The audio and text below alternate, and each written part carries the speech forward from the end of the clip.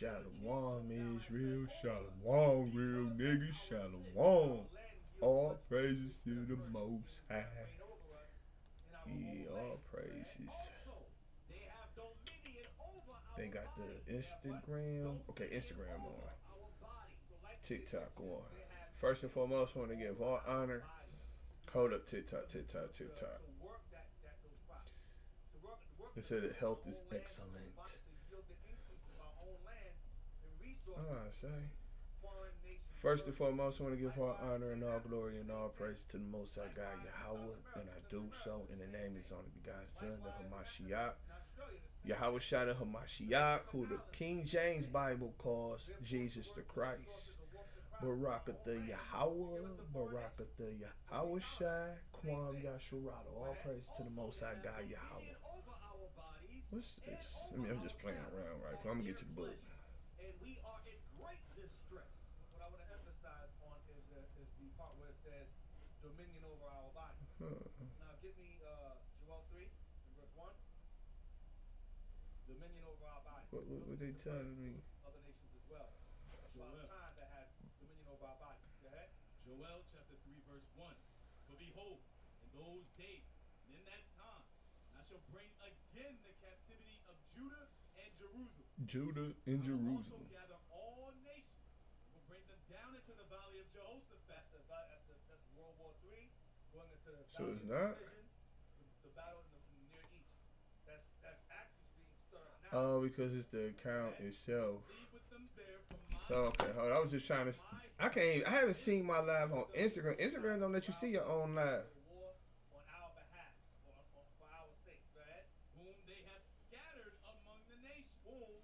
Dang, it's a record number immigrants dying doing suicide or ICE killing them. I don't know.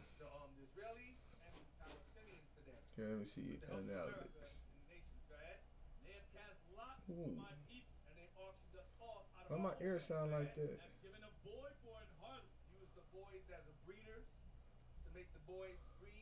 Let me see.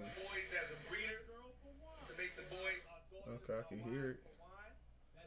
That they might drink. Yea, what have ye to do with me, O Tyre and Sidon? So he's asking a question. What have you to do with me, O Tyre and Sidon? Going into the Canaanites. Go ahead. And inhabited. I was just looking. Go ahead.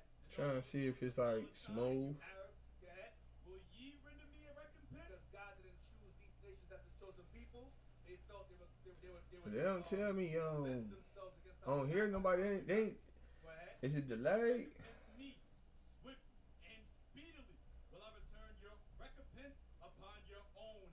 To my people, I'm gonna do to you. Go ahead. Because ye have taken my silver and my gold. Took our valuables, they conquered us. Go ahead. And carried into your temples. Resolution, audio frequency 0, audio codec. The children also of Judah. Primarily Judah. So you don't have an audio frequency. You don't know. Primarily, go ahead. Have you sold? They ain't really tell me. Let me see on YouTube.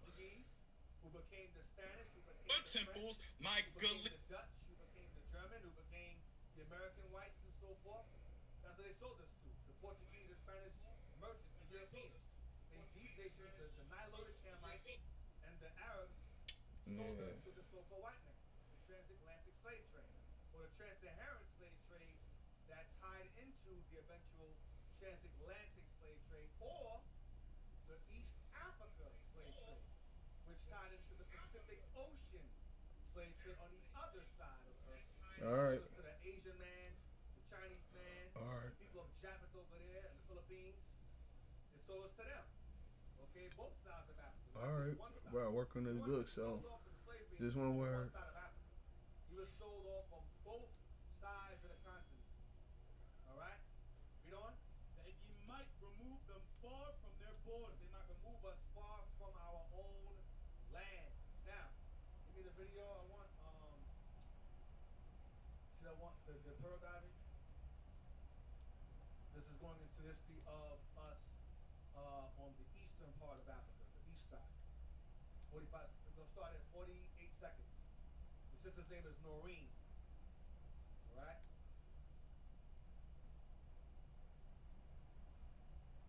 Africans ended up diving for pearls in the Persian Gulf. We need to go back to the East African coast in the early 1800s because this story actually begins in Zanzibar. Pause. Now, this Passover this year, we actually visited Zanzibar. And our brothers and sisters are actually over there, and they were unaware, from what I understand, some of them were unaware of the history of them being sold and conquered as slaves while they were over there. And a lot of them over there are heavily Islamic, heavily rooted in Islam. But the Muslims over there, they pretty much depopulated the entire island of Zanzibar, which was inhabited by the Zanj people, which were our people, called, which means black people. It was actually called Zanzibar. It was later on changed to Zanzibar, and they depopulated the entire island almost, and most of the Arabs came in there, conquered us, and sold the bulk of us out of that island of Zanzibar during the trans-Saharan slave trade, and shipped us all across the Pacific and Indian Ocean and so forth across the Persian Gulf.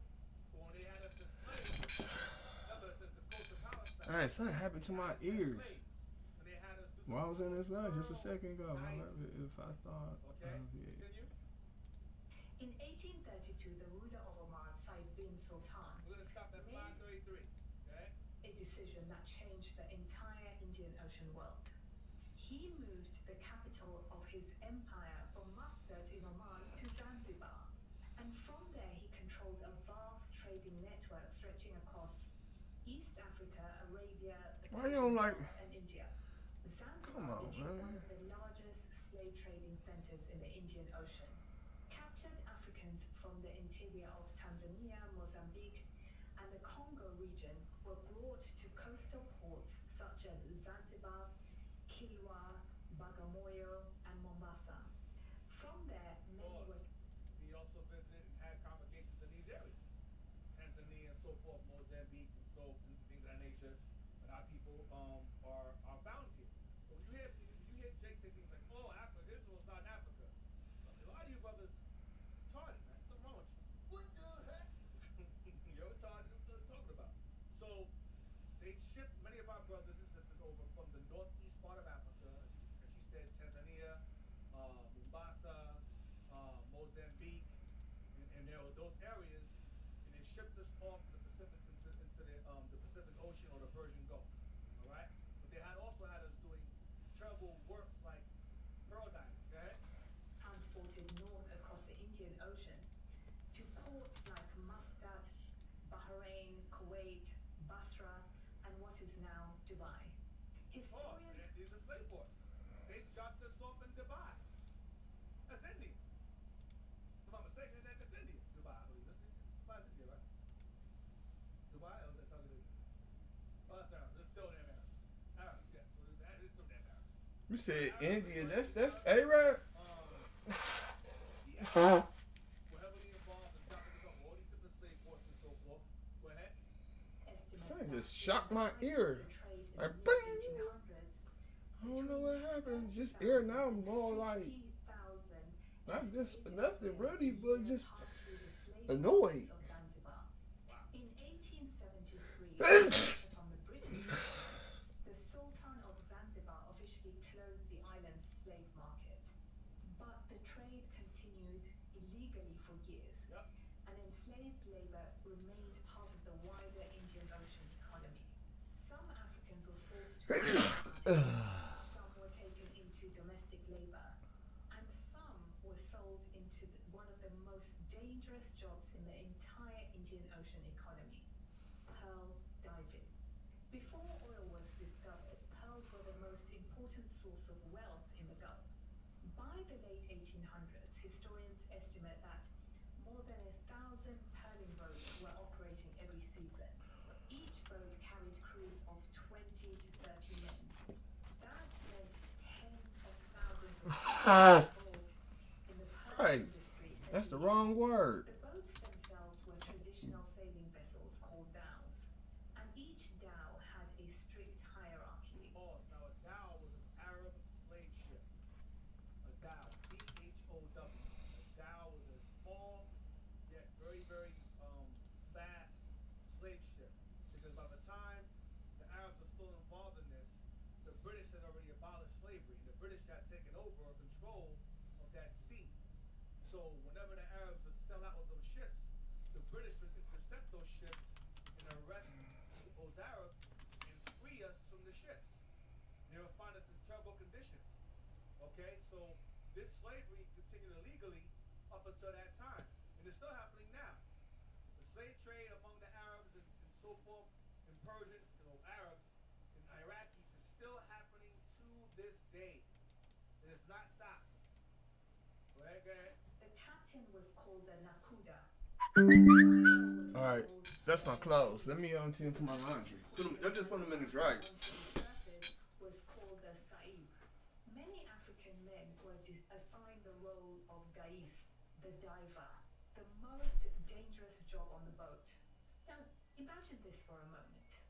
You are standing on a wooden dhow in the middle of the Persian Gulf. The sea stretches in every direction.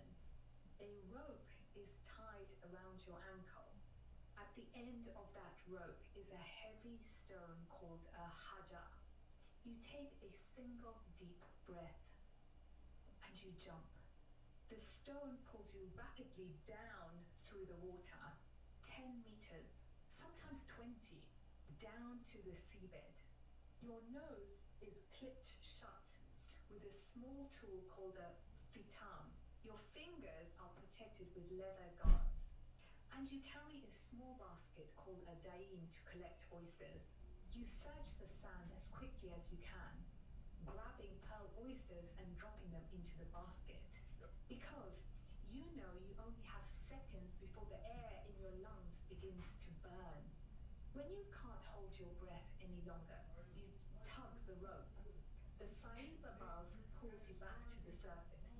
You gasp for air, and then you do it again and again. Some divers performed 40 to 50 dives every single day. Across an entire season, that could mean 3,000 to 4,000 dives. Many divers suffered burst eardrums, lung injuries, and blindness caused by salt water. Some drowned. I'm gonna have that cancel that. I was gonna play her on that NBA Young Nigga concert because I asked her to help me with my book and she just grunted me off. But I was gonna play her though. I ain't gonna lie because she was playing me all along, begging me for my iPhone 16. Was written by John Gordon Lorimer. I have this testimony. We talked about it. John Gordon Lorimer. He was a nautical boat captain at the time. He wrote about the accounts he saw. The Arabs had us packed in sardines in the bottom of the ships, malnourished, starving, things of that nature. It's in that book as well. So they asked, and it says dominion over our bodies. The Arabs had us do pearl diving. During that time, pearls were a commodity at the time. Prior to oil and things of that nature, they used pearls. Now, the next one, that's one side of Africa. Here comes the other side. So they shipped it. So the Arabs would grab us from the east coast of Africa, the east coast of Africa, the eastern side, and grab us to make us do pearl diving on that side and watch the west side. You ready for play? African slaves were brought to South America's pearl coasts, especially Venezuela and Colombia, by Spanish colonizers from the early 1500s. Forced into hazardous pearl diving, enslaved Africans dove deep without protection, facing drowning and shark attacks. Their labor enriched Spanish elites, as pearls were highly valued in Europe.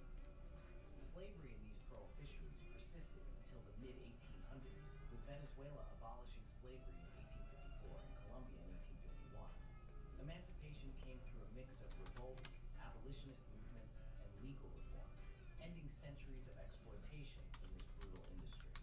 So the white man did the exact same thing as the Arab man did on the other side of the earth. Then the Portuguese would ship us to Brazil from the western portion of Africa. They had us doing the exact same thing that our brothers on the eastern part of Africa were doing. The curses followed us wherever we went. The curses fell upon us. Next video. Dominion over our bodies. So now remember it says through revolts and abolitionist movements, that pearl diving stopped. Likewise, it happened over there. The revolts that we led and we fought back against our masters, they stopped making us pearl dive. Watch this. Others were sent to dangerous jobs like pearl diving in the Persian Gulf. Thousands worked in plantations, mines, and fields. In Iraq, African slaves were forced to work in brutal salt marsh plantations. Pause. In Iraq, we worked in plantations. And we still are. Go ahead. But in 869 AD, resistance exploded. The Zanj Rebellion became one of history's largest slave revolts. Pause. The Zanj Rebellion was the brothers that was from Zanzibar. We fought back against the Arabs. It was one of the most largest slave revolts in history. We got tired of it. We got tired of pearl diving. We fought back. So because of that revolt, they stopped it.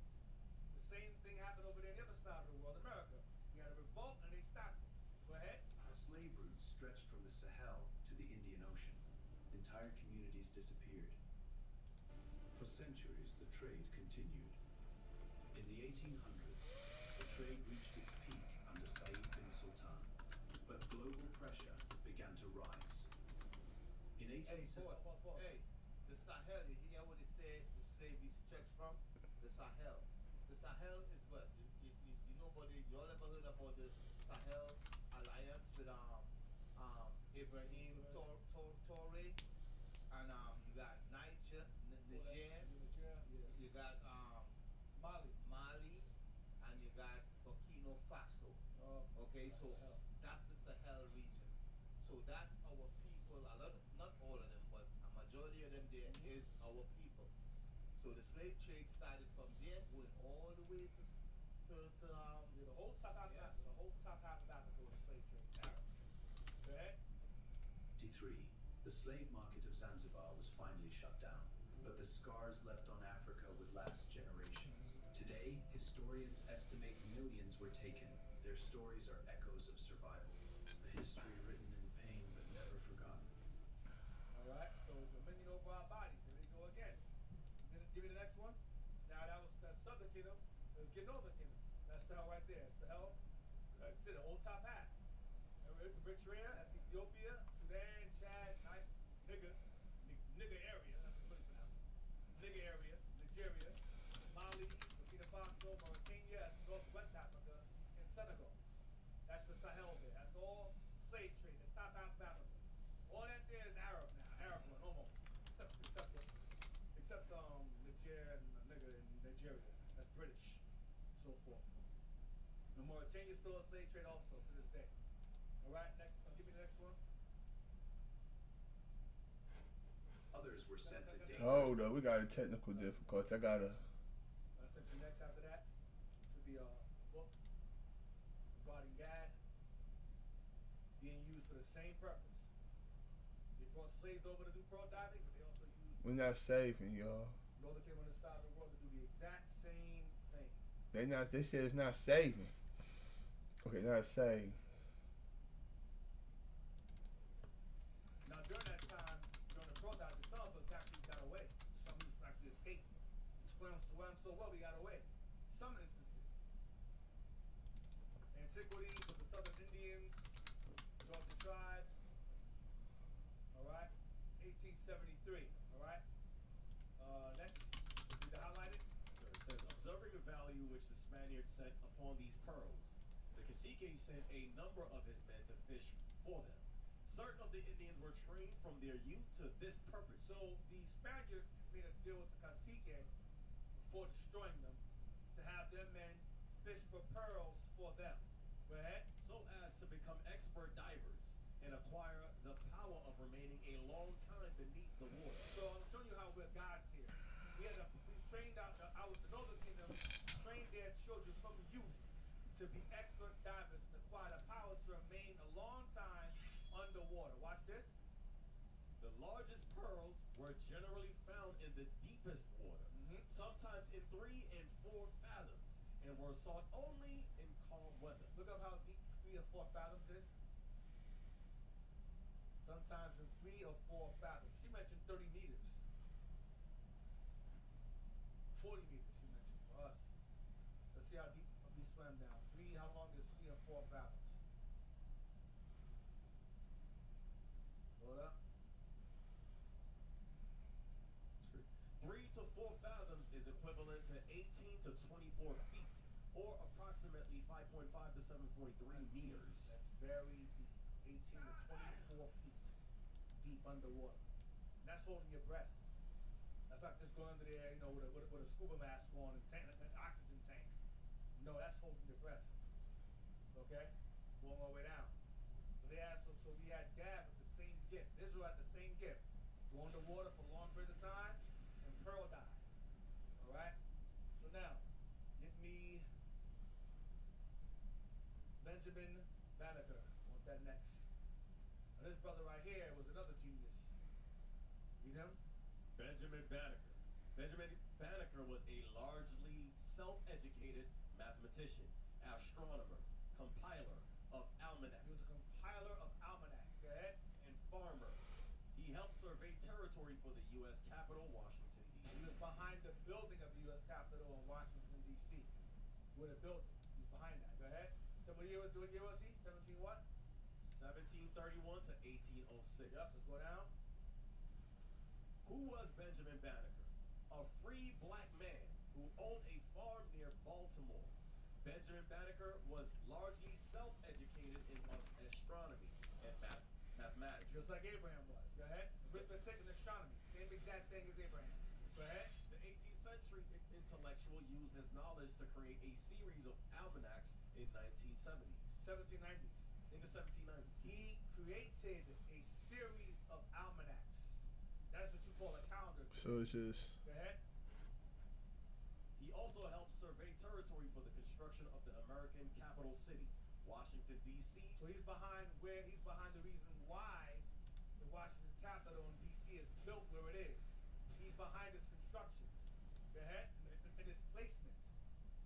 An early civil rights advocate, Banneker exchanged letters with Thomas Jefferson, who was a slave owner, so that made no difference. He was trying to help his people out, but obviously this man Thomas Jefferson owned slaves. Go ahead. politely challenging the then Secretary of State to do what he could to ensure racial equality. Banneker died at age 74 in October 1806. Go ahead. Go down. Quick. Yeah. Early. Early life and education. Benjamin Banneker was born on November 9th, 1731 in Ellicott's Mills, Maryland, now known as Ellicott City. He was the son of an ex-slave. Go ahead. Named Robert and his wife Mary Banneker. Mary was the daughter of an Englishwoman. So his mom was the daughter of a white woman. Go ahead. Named Molly Welch, a former indentured servant, and her husband Banneker, an ex-slave whom she freed and who asserted that he came from tribal royalty in West Africa. He asserted that his father asserted that he came from a tribal royalty in West Africa. Okay, his father's name was Bunker. His mom was a white woman named Molly Welch. Okay, who was an indentured servant. So his father's name was Bunker, and he asserted he came from tribal royalty. That's that royal line of our people living in Africa. This man, Benjamin Banneker, was a genius from West Africa. You know him? Because both of his parents were free, Benjamin escaped the wrath of slavery as well. He was taught to read by his maternal grandmother. His white grandmother, go ahead. And for a very short time attended a small Quaker school. Primarily, Banneker was self-educated. He taught himself astronomy. He taught himself astronomy. How to read the stars, go ahead. And accurately forecasted lunar and solar eclipses. And he was able to predict lunar and solar eclipses on his own, go ahead. That's why he was able to write almanacs. Go on. One of his early accomplishments was constructing an irrigation system for the family farm. Yep. After his father's death, Banneker ran his own farm for years, cultivating a business selling tobacco via crops. Go ahead. Accomplishments, almanacs, capital survey, and clock. And a clock. Watch. Banneker's clock. In 1753, Banneker was inspired to build his own clock after receiving a watch from an acquaintance. Someone gave him a watch. Watch this. Banneker deconstructed the watch to examine its components and how they worked. After making drawings of each, he carved larger versions out of wood and ultimately built a clock that stayed accurate for more than 50 years.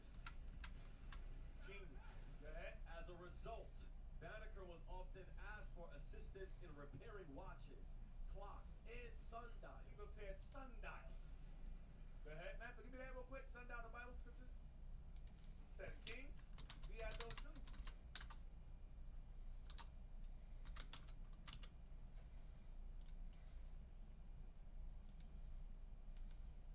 This King Hezekiah's sundial, was it at?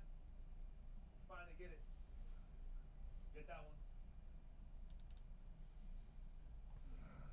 Isaiah chapter 38, verse 8. Behold, will bring again the shadow of the degrees, which is gone down in the sundial of Ahaz. Going down the sundial of what? Sundial of Ahaz. So we had sundials. This is what we had, and we used sundials. We had and we used sundials. And Benjamin Manica was able to repair them. Okay? Go back. Also, as a result, Banneker was often asked for assistance in repairing watches, clocks, and sundials. Banneker Inc. Watch and Clock Company is named after the 18th century intellectual Washington, D.C. land survey. Banneker's talents and intelligence eventually came to the attention of the Ellicott family. Entrepreneurs who had made a name and fortune by building a series of grist mills in the Baltimore area in the 1770s, George Ellicott had a large personal library and loaned Banneker numerous books on astronomy and other fields. Using mathematical calculations, Banneker accurately predicted his first solar eclipse. Yep. Go ahead. In 1791, Andrew Ellicott, George's cousin, hired Banneker to assist in surveying territory for the nation's capital city. The area eventually became Washington, D.C. Banneker primarily worked on the observatory tent, using a zenith sector to record the movement of the stars. According to the White House Historical Association, both President George Washington and Secretary of State Thomas Jefferson knew of Banneker's involvement in the survey. However, due to a sudden illness, Banneker was only able to work for Ellicott for about 3 months. That's his almanac right there. Land of Virginia almanac of the year of our Lord, 1775. June the 3rd after leap year. A cover from Benjamin Banneker's 1795 almanac. Go ahead. Banneker's true acclaim, however, came from his almanac, Came from his almanac. Go ahead. which he published for 6 consecutive years during the later years of his life, between 1792 and 1797.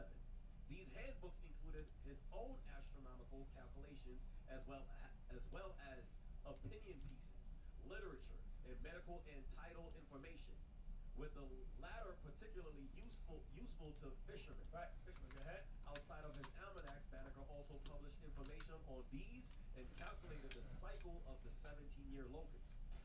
Go down. We see going on. We see. Go down. You see, erase. Read that. His letter? Yeah, read that. In his letter. In his letter, Banneker acknowledged he was of the African race. He acknowledged that he wasn't no coon. He acknowledged he was of his own people. He acknowledged what he was. Go ahead. And a free man. He acknowledged he was free. Go ahead. He recognized that he was taking a liberty writing to Jefferson, which would be unacceptable considering the almost general prejudice and prepossession, which is so prevalent in the world against those of my complexion. That's what he said. Go ahead. Banneker then respectfully chided Jefferson and other patriots for their hypocrisy, enslaving people like him while fighting the British for their own independence. Damn. Go ahead. Jefferson quickly acknowledged Banneker's letter, writing a response. He told Banneker that he took the liberty of sending your almanac to Monsieur de Condorcet, Secretary of the French Academy of Sciences, because I considered it as a document to which your whole color had a right for their justification against the doubts which have been entertained of them. Below is the letter from Jefferson to Banneker, dated August 30, 1791. That's all. What's all? So that just show you guys the genius of Benjamin Banneker. That man was very, very, very smart and came from tribal royalty, according to his father, and from West Africa. Now give me Daniel 1 and 3. It's not nothing new. using our genius by their own means. Now, those of you who understand, remember, Benjamin Banneker was very, very knowledgeable in astronomy and mathematics. Most of the elite officials of the U.S. Capitol were Masons. They were heavily rooted, knowledgeable of mathematics and astrology and astronomy. So they utilized Benjamin Banneker's genius to engineer how to build the U.S. Capitol in the most satanic fashion possible. With the triangle, all of that right there, all of that was orchestrated with Benjamin Banneker's help. Whether he knew it or not, I don't know. But what I do know is that these men made sure to use one of our people to help engineer this satanic symbolism here to build their capital. All right? But they used our mind to build their evil here. All right? This big old pentagram right here. Okay? That's what they did. So they utilized his genius to construct the U.S. Capitol in this satanic fashion here that you're seeing right here on the screen. All right? Whether he knew about it or not, I don't know. But I cannot deny the genius of Benjamin Banneker. None of us in here either. All right? Daniel 1, verse 3. Daniel chapter 1, verse 3. It's not a coincidence that they would use a black man to help build the capital of Babylon, modern Babylon, and then use our forefathers, Daniel and them, to help advance Babylon in ancient times too. Read verse 3. And the king spake unto Ashpenaz, the master of his eunuchs, Go ahead. that he should bring certain of the children of Israel, and of the king's seed, and of the princes. Yeah, so these are royalty. Go ahead, children of royalty. Go ahead. Just like Benjamin Banneker's father asserted that he was a tribal royalty of Africa. Go ahead. Children in whom was no blemish. That goes to them being what? Ruddy. No blemish. Ruddy. Go ahead. But well favored, and skillful in all wisdom. Skillful in all wisdom. Just like Benjamin. Skillful in all wisdom.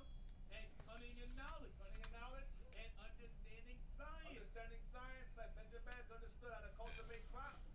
Understood how to build and reconstruct clocks and almanacs. That's knowledge. Go ahead. Science. Go ahead. And such as had ability in them to stand in the king's palace, and whom they might teach the learning and the tongue of the Chaldeans. Teach them a language of Babylon. Go ahead. And the king appointed them a daily provision of the king's meat, and of the wine which he drank, so nourishing them 3 years, that at the end thereof they might stand before the king. Now remember, during this time, this guy was over the eunuchs. Read on. Now, among these eunuchs of the king's seed, go ahead, were of the children of Judah, of the children, like Benjamin, of the children of Judah. Go ahead. Daniel, Hananiah, eunuch. Mishael, Eunuch. and Azariah. The only children. They were all 4 of them were eunuchs. They were all of royal seed, just like Benjamin Banneker. You understand? Yeah. And had knowledge, understanding of science. Shalom, real nigga, shalom. I'm writing a book. Jump to verse.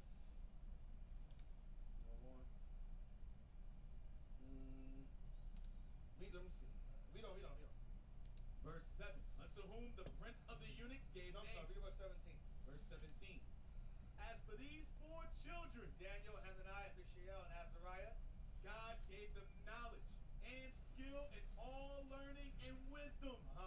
And Daniel had understanding in all visions and dreams. Daniel had understanding in all visions and dreams. The Lord gave him. Now, verse 19 and 20. Verse 19. And the king communed with them. The king spoke with them, conversed with them. Go ahead.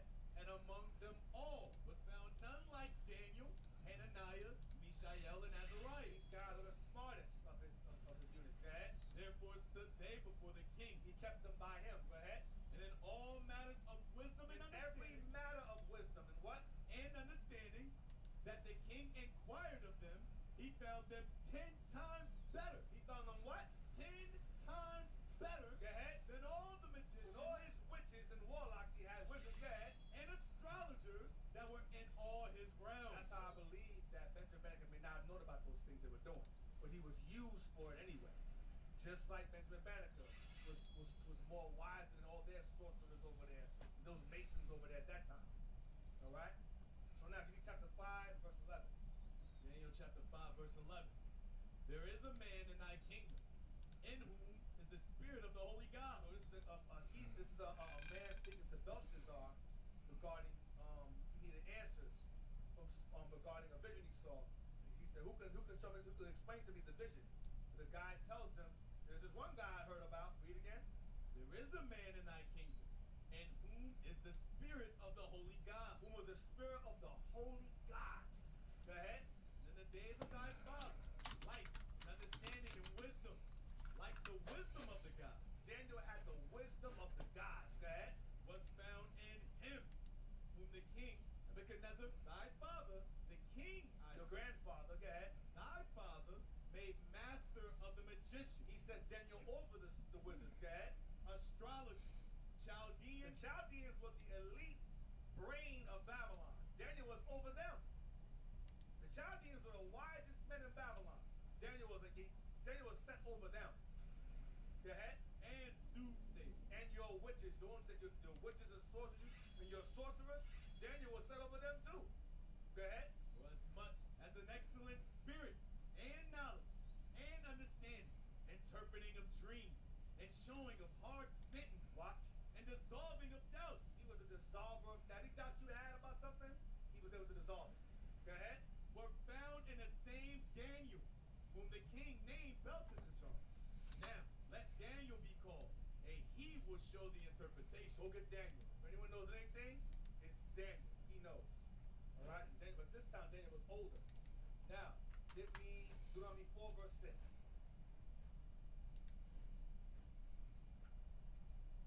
The book of Deuteronomy, chapter 4, and verse 6. Keep therefore and do them, for this is your wisdom and your understanding in the Commandments were our wisdom and understanding to do. Go ahead. in the sight of the nation, In the sight of all the nations. Go ahead. which shall hear all these statutes and say, surely this great nation is a wise and understanding people. For what nation is there so great, who hath God so nigh unto them, as the Lord our God is in all things that we call upon him for? And what nation is there so great that hath statutes and judgments so righteous as all this law which I set before you this day? So the nations are going to look at us and say, look how these guys are wise, understanding people. When we applied our commandments and our laws, we became very famous. And we were very impressive. It had a strong, wise reputation of being a wise people. So whenever we got conquered and enslaved, the slave masters knew these guys, even though we got them as captives, they ain't stupid. They're very smart. We have to utilize them as best we can while we have them. The same thing happened in Egypt, it happened in Babylon, it happened in Persia, it happened with the Greeks and Romans. The same thing. Utilize white man in America, Africa, utilize the genius of these slaves. Alright, or these colonized. Those who are colonized. Now, give me the book I want, Conquest of Spain. I want volume 2. It's page 376, regarding Benjamin Banneker creating almanacs. That particular skill he had was not a coincidence.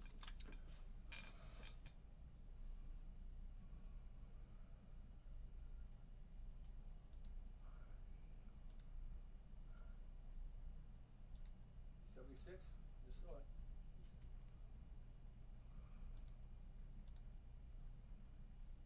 That's 7-7. 7-6. Yep. Now let me see. Put on the screen, I can see. Alright. This is referring to the Moors.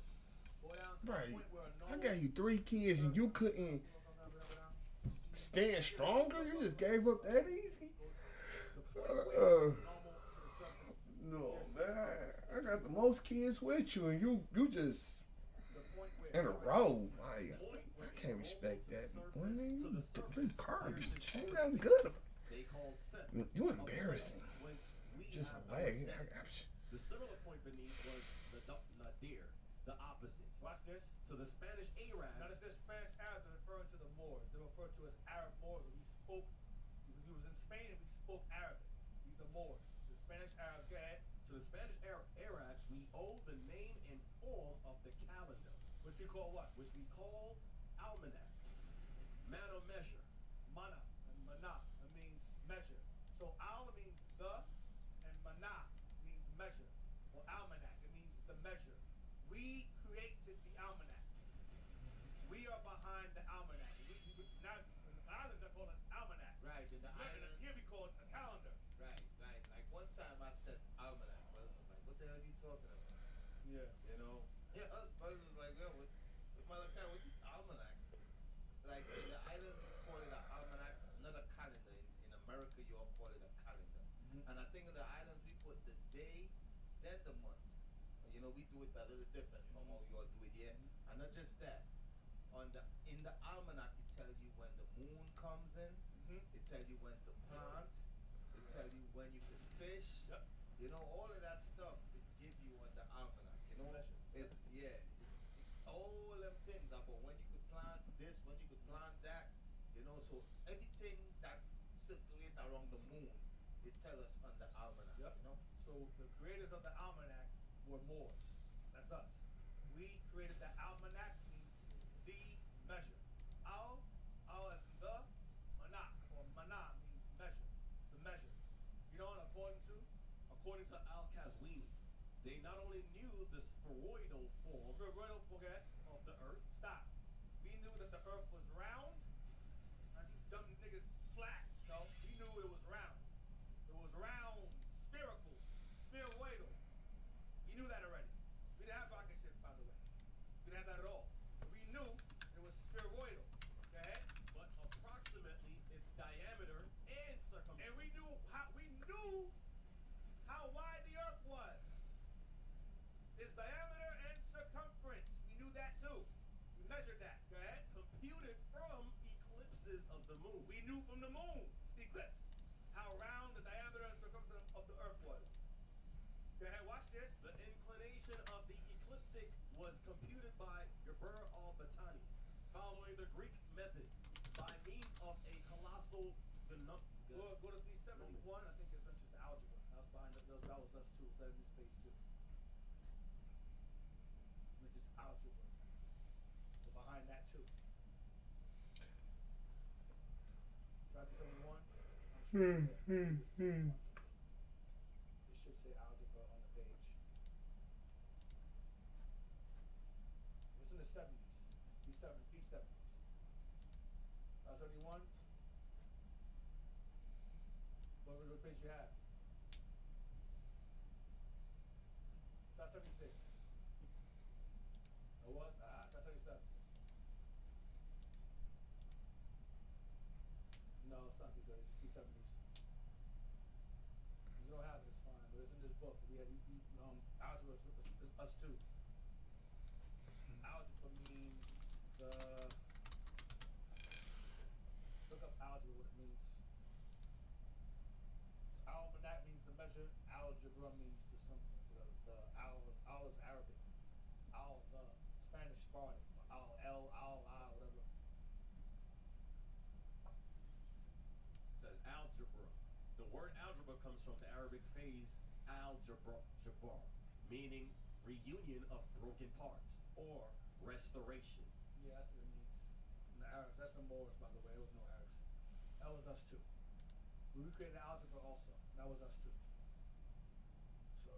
So the math I despise, my forefathers created. I hate it. I hate algebra. I hate it. But we knew it. We were knowledgeable of it. We mastered it. We knew it. Almanac was us. So Benjamin Banneker only did what his forefathers knew how to do already, long before him. Next one you got? Next book? Yes, the travels. Don't give me Wisdom of Solomon 7. Solomon do the same thing also. Wisdom of Solomon 7. And was it 17? The book of Wisdom of Solomon, chapter 7, verse 17. For he hath given me certain knowledge of the things that are, namely, to know how the world was made, and the operation of the elements. So Solomon understood all of this, what we know of as the periodic table. The operation of elements is the periodic table. And the operation of the world was made. Go ahead. The beginning, end, and midst of the time. Some understood Genesis, he understood Revelation pretty much, and he understood the Middle Ages, Dark Ages. You knew that too. Go ahead. The alterations of the turning of the sun. Understood that. And the Astronomy. Go ahead. and the change of seasons. Meteorology. Go ahead. The circuits of years. More astronomy. The circles of the years. That goes back to the almanac also. Circles of the years. Go ahead. And the position of stars. See, that's astrology, I believe. The stars. Science of stars. Go ahead. The natures of living creatures. And the furies of wild beasts. That's the zoology. Nature of living creatures. Go ahead. The violence of winds. Go ahead. And the reasonings of men. Psychology. Bro, my eyes getting heavy on me from reading. I ain't read hard, but I guess I am. Yeah, yeah. Shoot. Either secret Whatever y'all don't know, go ahead. Oh, yeah. Or what is known, them I know. I know everything. Psalmist, I know mostly everything. Psalmist knew almost everything he knew. All right? All forms of science, all the times, Middle Ages, Genesis, how to explain Genesis, how to explain the end of times, middle of times. Psalmist saw it all. All right? Now, give me next book now. New Travels. I think that's our one. New Travels in the United States of America, performed in 1788 by J.P. Brissett de Warville. What was, we see, what's highlighted? Next. Yep, read that. Zoom into that. The other instance has been, Go up to the top. First paragraph. He is modest.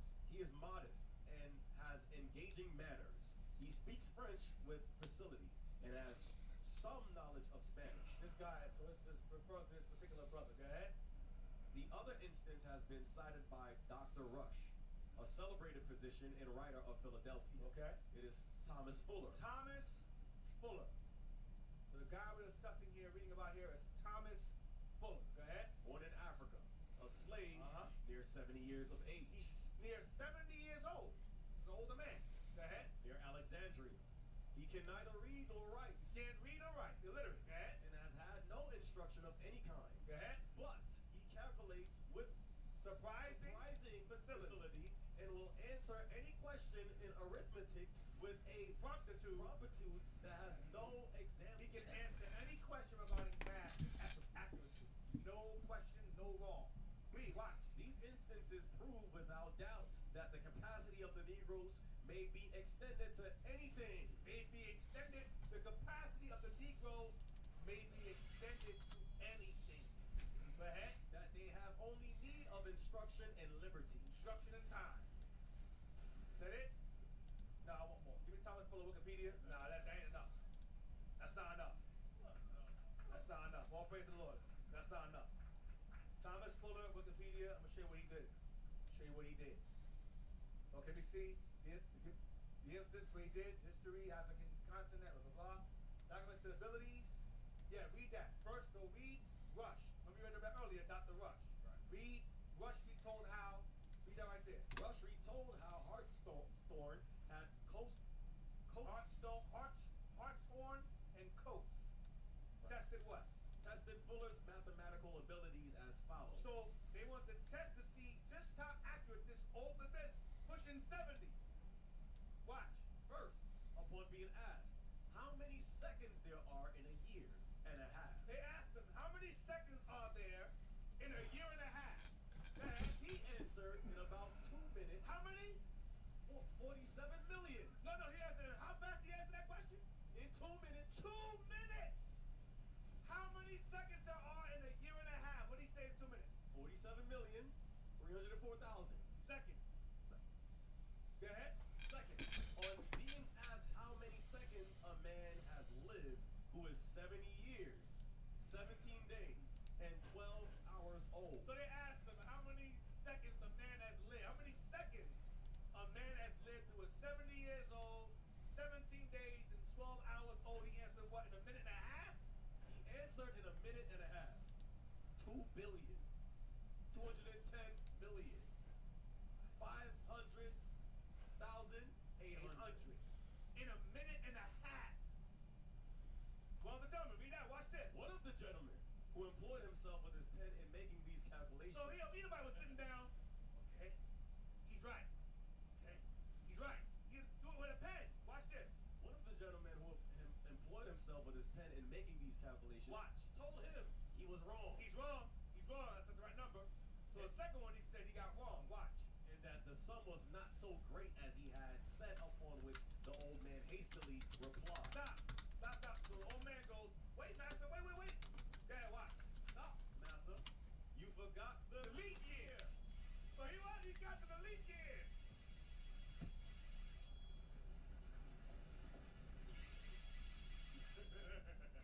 Stop, master. Turn the AC, I'm hot. Got the leap year. Go ahead. on adding. Wait, Cat. You know America's exclusive. That's one of the words of you know why America's not now. America's exclusive. America's a superpower, so America's not stupid. The reason why America dumbs down exclusives, why do you think? Who's here? No, we. Come on, who's here?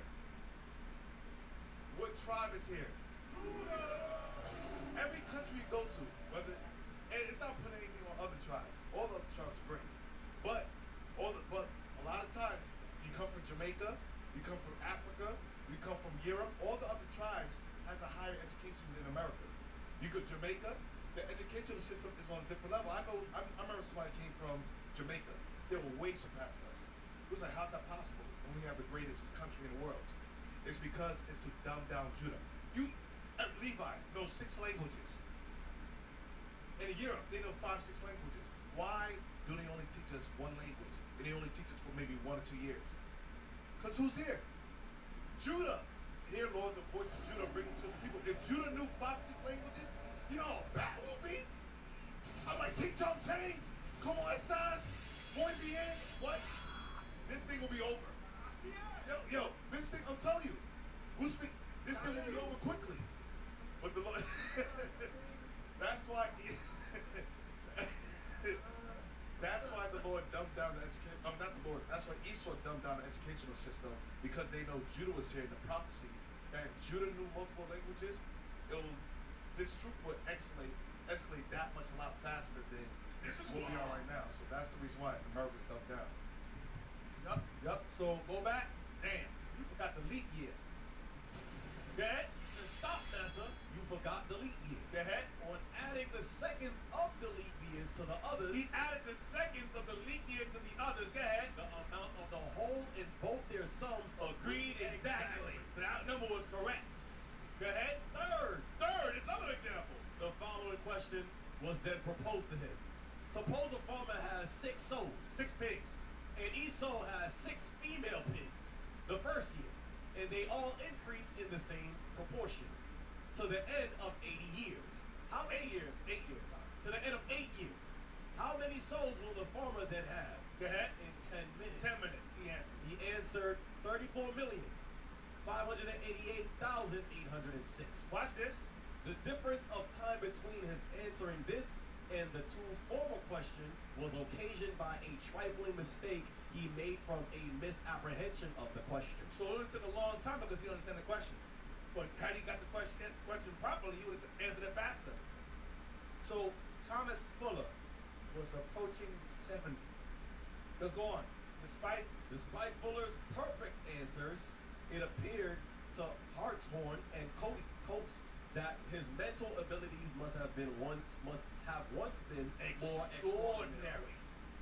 Rush wrote what? He was gray-headed and exhibited several other marks of the weakness of old age. He had worked hard upon a farm during the whole of life, but had never been intemperate in the use of spirituous liquor. He wasn't a drunkard. He was an alcoholic. Yeah? He spoke with great respect of his mistress and mentioned in a particular manner his obligations to her for refusing to sell him, which she had been tempted to by offers of large sums of money from several persons. Yeah? One of the gentlemen, Mr. Coates, having remarked in his presence that it was a pity he had not an education equal to his genius, he said, "No, massa, it is best I had no learning, for many learned men be great fools." Damn.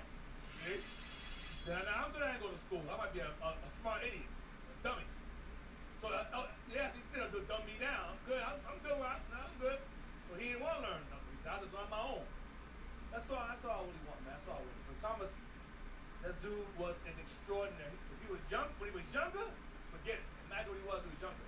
He was a beast when he was younger. Now, give me, what's the one? 1 Samuel 4 and 6. Pushing 70, this guy calculating, man, that's crazy. Verse Samuel, chapter 4, verse 6. And when the Philistines heard the noise of the shout, they said, what meaneth the noise of this great shout in the camp of the Hebrews? The camp of the what? Hebrews. That's us, go ahead. And they understood. Because we received the Ark of the Covenant. The Ark of the Covenant came into our possession, so we were happy, we were excited. We rejoiced. Go ahead. And they understood that the ark of the Lord was come into the camp. There you go. Go ahead. And the Philistines were afraid, for they said, God is come into the camp. Damn. And they said, woe unto us, but there hath not been such a thing heretofore. Watch this. Woe unto us! Who shall deliver us out of the hand of these mighty gods? What they call us? Mighty gods. That's a capital G. These mighty gods. Oh yeah. Go ahead. Let me turn that These arrow. are the gods that smote the Egyptians with all the plagues in the So wilderness. the Philistines called us gods. Mighty gods. Turn it Those radio people, one down. second, these nations don't understand that. These nations understand that we are gods. You understand it? They dumb us down on purpose. ADHD, ADHD is another dadless home disease.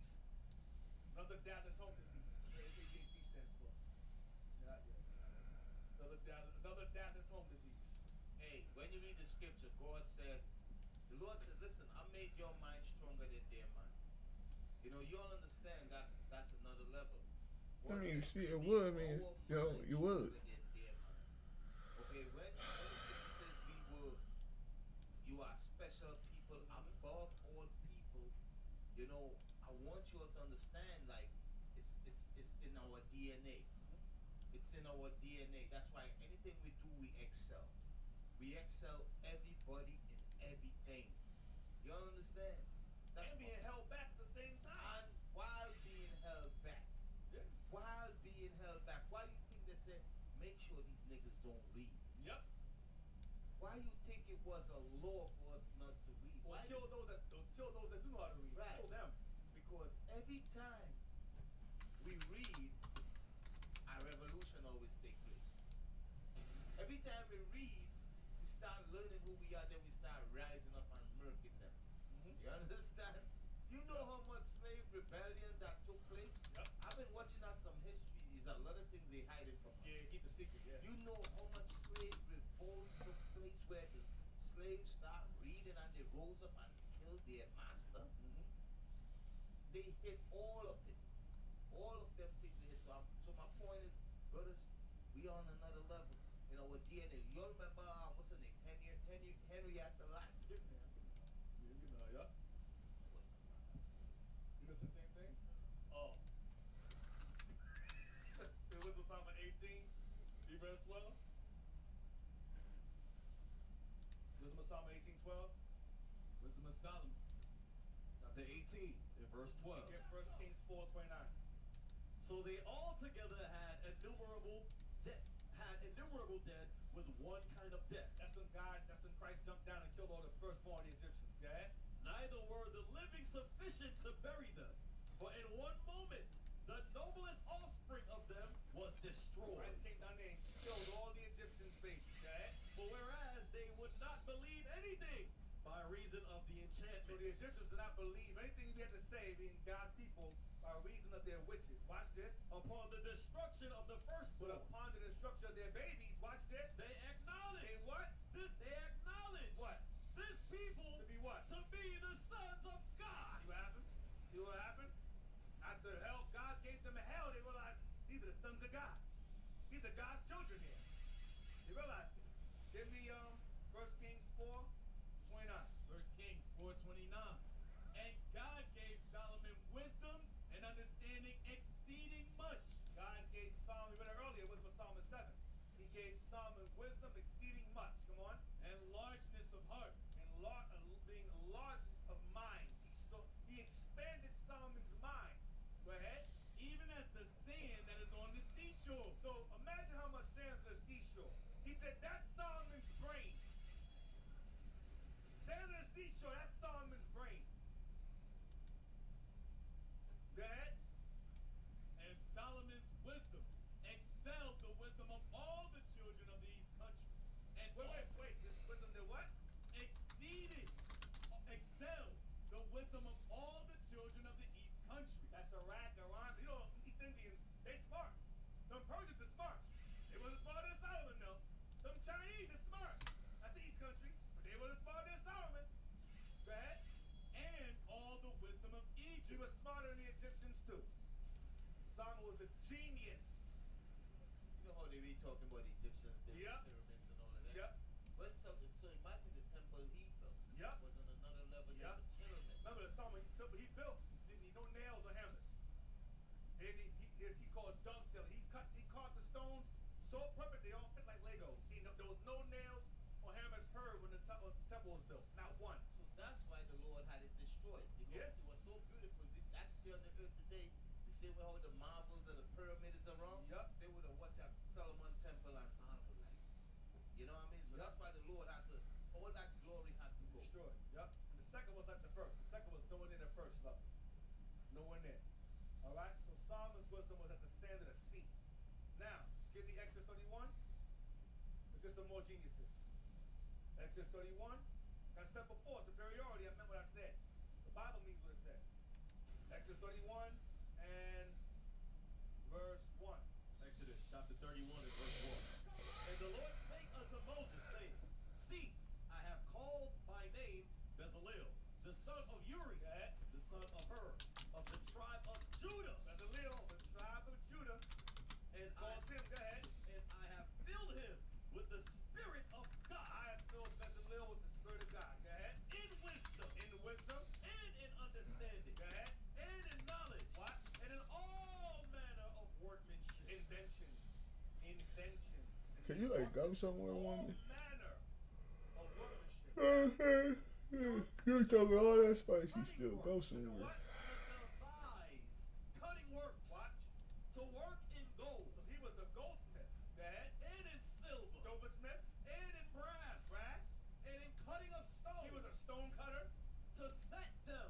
And in carving of timber. He can carve wood, a wood carver. Go ahead. To work in all manner of workmanship. Bezalel had knowledge of all these things. This one man. This one. Go ahead. And I, behold, I have given with him Aholiab, the son of Ahismac, of the tribe of Dan. He gave him a partner, a Danite. Go ahead. Named Aholiab. Go ahead. And in the hearts of all that are wise-hearted, I have put wisdom, that they may make all that I have commanded thee. Come on. The tabernacle of the congregation, and the ark of the testimony, and the mercy seat. So we read these things and don't realize who's behind making them. They come out the sky. Someone had to make these things. Read again.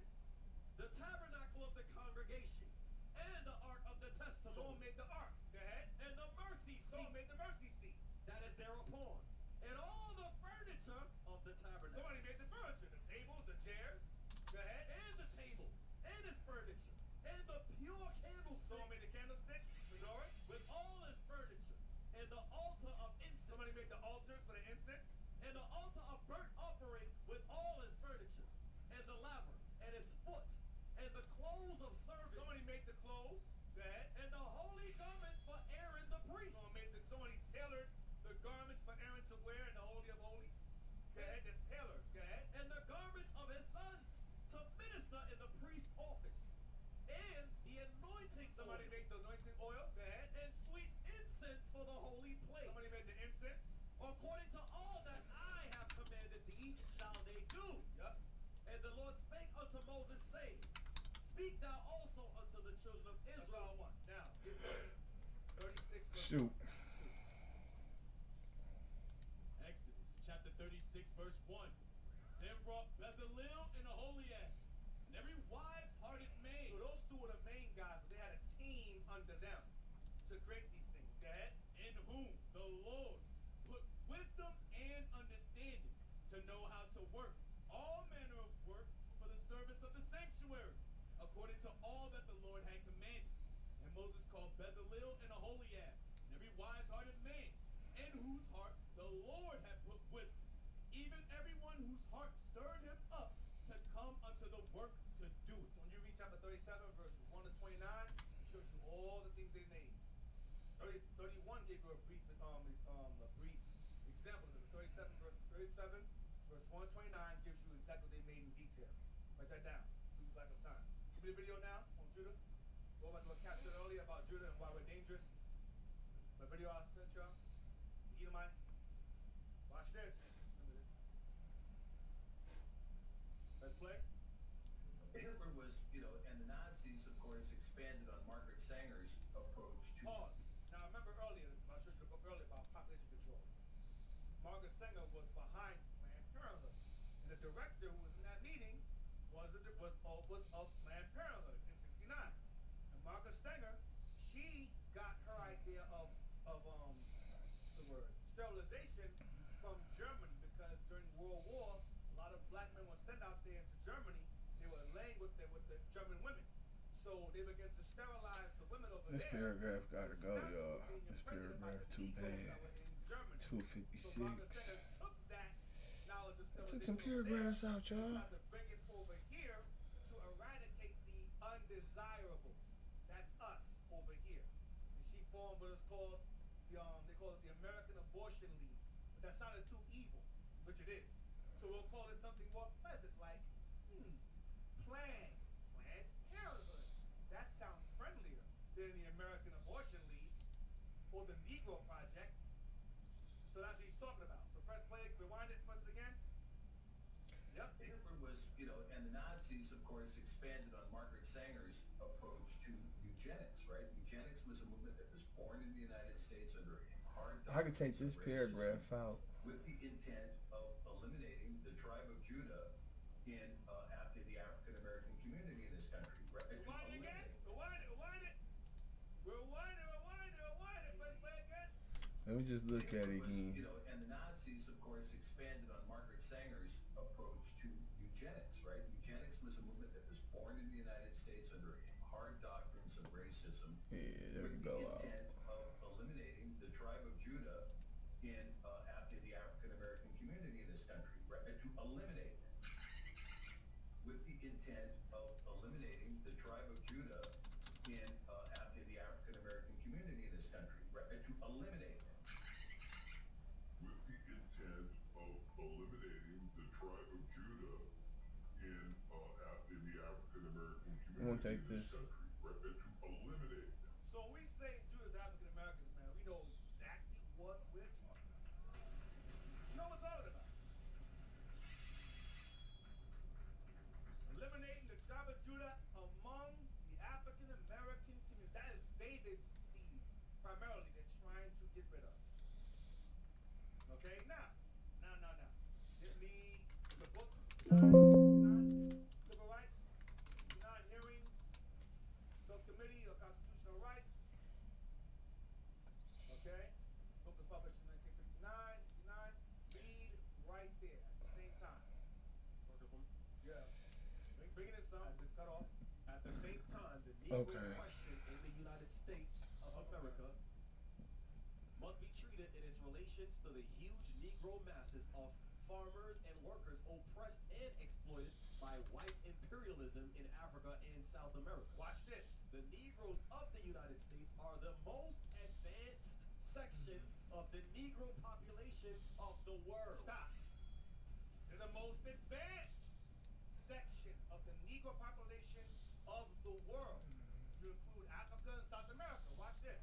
And can play a decisive role in helping and leading the liberation movement of the Negro colonies. And they can be the leaders. Watch this. Within the Negro population of the United States, the Negro working class is destined to be the vanguard of all liberation movements and may become the vanguard of the liberation movement of the Negro peasant masses on an international scale. I'm telling you, bro. Superiority.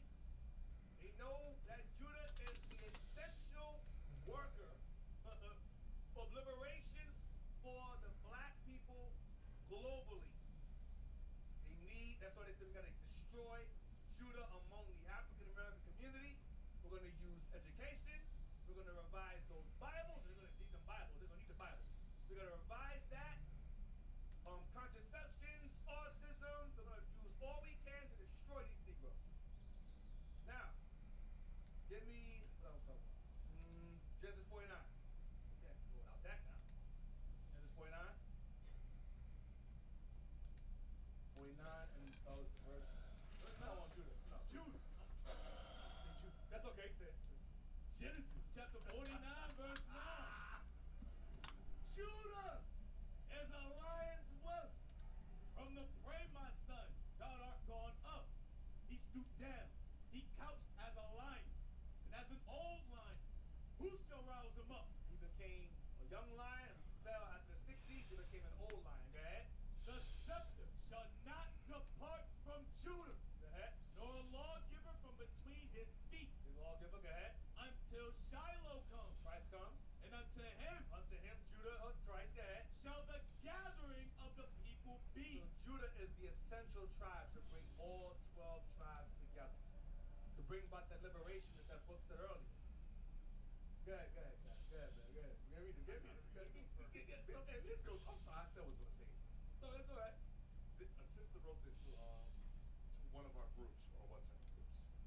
She said, Papua New Guineans, we may have thought we have been reformed from colonization. After gaining independence in 1975 or moved away from colonization, no. The fact here is that we have not. Religion still holds us colonized religiously, etc. And therefore we still feel enslaved, trapped, living in poverty, and the list goes on. Let's make a shift back to the origins of the Holy Bible and obediently follow. And live through and see what the Lord can do for us in our country. Genesis 49, verse 8 to 12. Let's all listen to the tribe of Judah. For he holds a scepter and a ruler's staff between his feet. All tribes shall praise him and bow before him. And then I'm trying to ask you, why they care? Right, if Judah's the real nigga, then that shit just let me alone. Like, nigga, I'm asking. Them motherfuckers ain't what they said. We over this nutty. Deuteronomy 33. Deuteronomy chapter 33, verse 7. And this is the blessing of Judah. And he said, Hear, Lord, the voice of Judah, and bring him unto his people. On an international scale. That's what it's talking about. Bring Judah to all the tribes so we can get up out of here. Now give me first Maccabees 2 verse 1. So I'm not gonna forget Simon. I ain't gonna forget him. First Maccabees chapter 2 and verse 1. In those days arose Mattathias, the son of John, the son of Simeon, a priest of the sons of Jorid, from Jerusalem, and dwelt in Modin. And he had 5 sons, Joannan, called Caddis, Simon, called Dasi, Judas, who was called Maccabeus, Eleazar, called Avaran, and Jonathan, who was surnamed Aphis. Our focus is on Samuel. Read verse 49. Verse 49. Verse 49. Now, when the time drew near that Mattathias should die, he said unto his sons, Now hath pride and rebuke gotten strength in the time of destruction and the wrath of indignation. Now, therefore, my sons, be ye zealous for the law, and give your lives for the covenant of your fathers. Verse 65. Verse 65.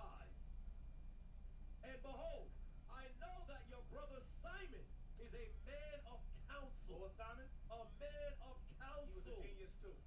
He was a genius, a tactician, a genius. Go ahead. Give ear unto him always. Always listen to Simon. Because he's the smart of you, he's the brain of y'all. Always listen to Simon. Go ahead. He shall be a father unto you. He'll be the elder of y'all. Listen to him as a father. Go ahead. Let Simon instruct you what to do. So when Judas Maccabees in them, he was the warrior. He gets the fame. He was the hammer. But Simon was the mind behind that hammer. Every hammer needs a hand. So Simon was the one that used Judas Maccabees. Go here, go there. You're gonna fight, mobilize over here. Have you many men with you? Simon was the brain behind it. Go ahead. He shall be a father unto you.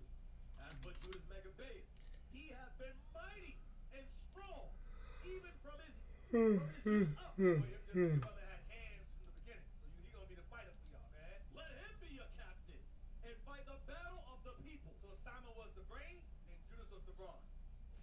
Okay, that's pretty much what it was. Now, give me willfully someone. Give me Toussaint.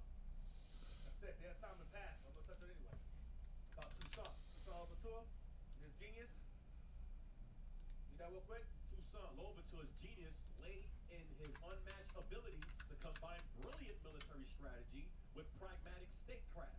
He transformed a fractured rebellion into the world's most successful slave uprising, navigating complex geopolitical chess to abolish slavery and built a self-governing black state. Damn. The diplomatic and military playbook, the ultimate example of Louverture's strategic mastery in his diplomatic maneuvering between 1793 and 1798. When the Haitian Revolution began in 1791, Louverture was nearly 50 years old, but quickly rose to prominence as a military tactician. Military tactician. Genius. Playing, we see playing, defeating, political vision. Read that right there. Political vision? Yeah.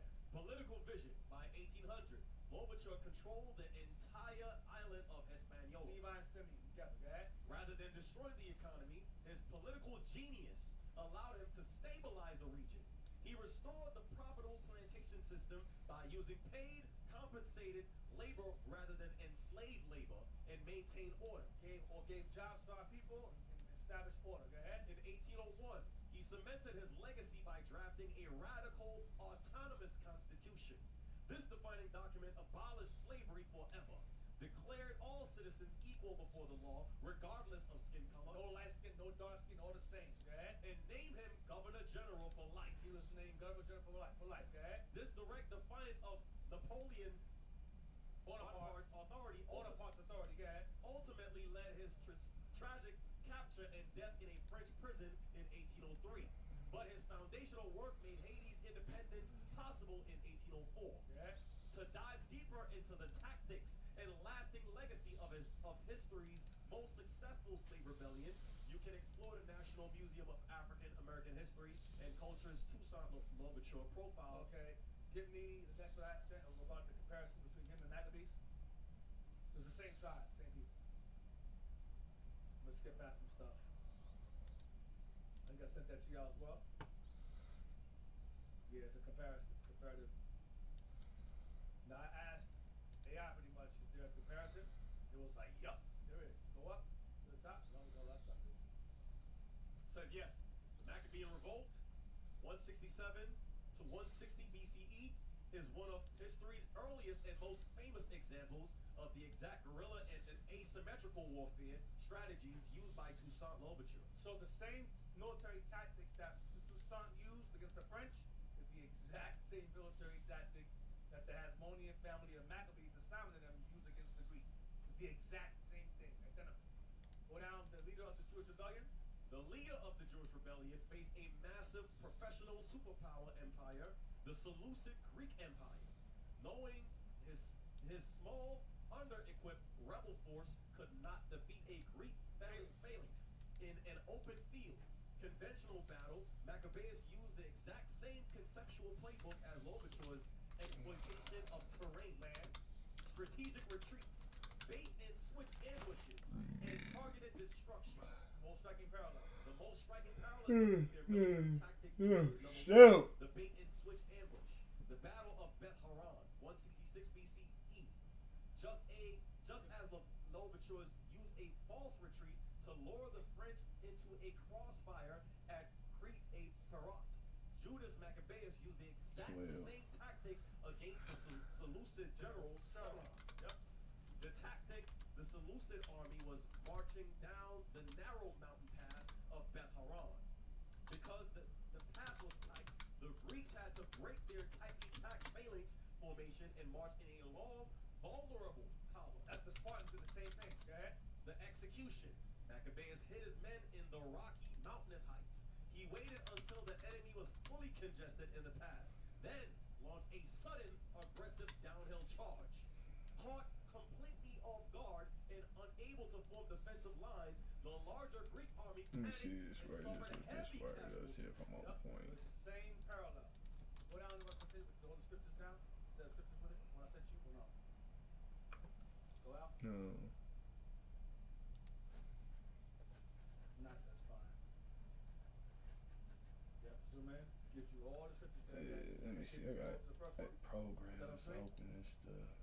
The Battle of Beth Horon. So this is the same thing that Toussaint did in his battle against the French. It's written here. Let me uninstall this Debate and switch program. ambush in 1 Maccabees chapter 3, verse 16 to 24. So that's what Toussaint. Don't be surprised if What's Toussaint. this bull Don't crap? be surprised if Toussaint I went ain't back can to use it. Not It's be just gonna be surprised. open on my The computer battle of type Beth shit. Horon was the bait and switch ambush was utilized in 1 Maccabees 3:16 to 24. Go ahead. The text explicitly details how Judas used the steep, narrow terrain of the pass of Beth Horon to trap and ambush a vastly superior army that was marching in a vulnerable column. Go down to next one. The Battle of Emmaus. The Battle of Emmaus, tactical retreat and burning the camp. In 1 Maccabees chapter 4, verse 1 through 5, and chapter 4, verse 21 to 25. The scripture records how Judas executed a tactical retreat to abandon his own camp, marched around the enemy, and burned the Greek base to the ground to completely shatter the enemy's psychological resolve. Go down. The rural insurrection, the scorched earth equivalent. That's what purpose. Ain't got it in here. Go ahead. In 1 Maccabees chapter 2, verse 44 to 48. The playbook for targeted rural destruction and infrastructure denial is established right at the beginning of the rebellion under Judah's father, Mattathias, and his sons. This is the exact same thing. Go down. Is that it? That's all I want. So now, get me real quick. Literary Messenger. Literary Messenger. The magazine that was published in the 60s as well. Literary. I know I sent you that. Literary Messenger. It's like a bunch of penciled out. Where that Wi-Fi crap at? That Wi-Fi crap just eating up RAM. And this motherfucker don't want to uninstall. Should be there. You told me I didn't send it. We can't leave out one of our favorite tribes, Levi. Listen, Levi's great too. All the tribes are great. Judah, Benji, and Levi is giving these devils hell. All of us want to rise up together. Levi, you just need a little more help. But we got you. Hey man, don't forget Ephraim and Manasseh and all the other tribes, man. Yeah. Listen, we got the mighty prophets, Deacon Joshua, Yeah, Captain man. Abiel, Captain Zeph. Yep. We got the officers in here. Oh, they don't let you uninstall nothing, huh? All the brothers are doing an excellent job bringing hell to this earth. So all 12 tribes is a lion. All 12 tribes will bring hell to this kingdom. Yep. That's right. Yeah, what Papua New Guinea is Natal, right? Tell you. I think Yes, you sir. might be Natal. Those are my children. Yeah, I zoned out like a mug. I've been around a couple generations. There. You got it? Read that. The southern The hell?